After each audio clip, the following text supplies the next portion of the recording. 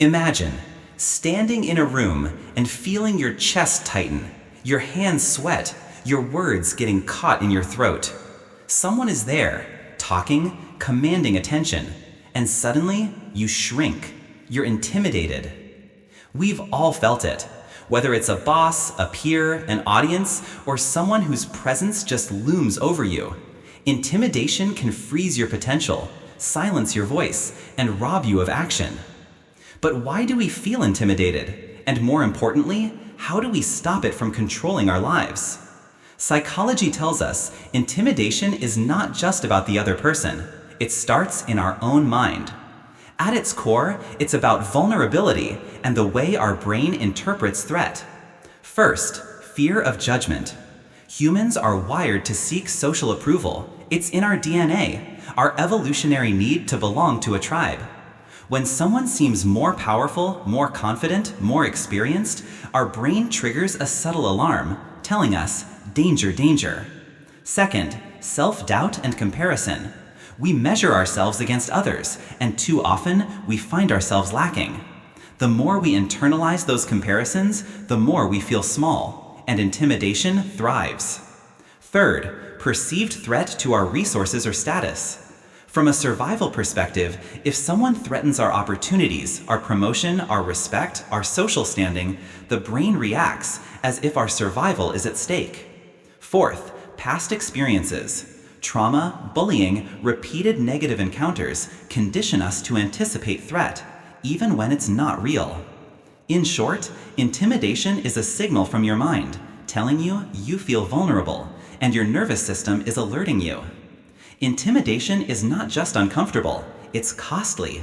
It hinders success, it freezes decisions, narrows creativity, and misses opportunities. Careers stall, dreams fade, potentials remain untapped, all because the mind decided to shrink. But here's the truth. Every successful leader, every innovator, every athlete has faced intimidation. The difference is they acted despite the fear. They chose courage over hesitation, action over doubt. So, how do we face intimidating people? First, reframe the situation. Recognize that intimidation is about your perception. Label it as a challenge, not a threat. This simple shift reduces fear. Second, focus on facts, not feelings. Intimidating people rely on emotion, aggression, exaggeration. Ground yourself. What can they actually do? What is your real risk? Third, assertive communication. Calm, confident speech, upright posture, deliberate words. Stand tall, make eye contact, and speak with purpose. Research shows assertive body language commands respect, even from aggressive individuals. Fourth, avoid unnecessary exposure. Not all battles need to be fought. Strategic withdrawal from toxic or manipulative people protects your energy and your focus. You can also build an internal and external shield. Self-awareness. Recognize fear creeping in. Name it. Say to yourself, I feel intimidated, and that's okay. Awareness interrupts automatic fear. Self-confidence rituals. Practice, preparation, competence. Knowledge is a natural shield. When you know your craft, intimidation loses its edge. Mental rehearsal. Visualize encounters. Imagine yourself calm, composed, assertive. The brain treats visualization as real practice. Mindset shift. Treat intimidating people as mirrors, reflecting where you can grow, not as obstacles to your worth. Support network.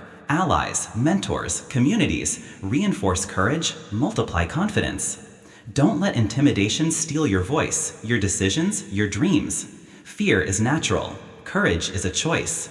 Every step you take, every boundary you set, every calm word you speak is a victory. Intimidation is not permanent. It's a momentary shadow. And shadows always fade when you step into your own light. So stand tall, speak your truth. Never let anyone make you smaller than you are. You are capable. You are strong. You are unstoppable.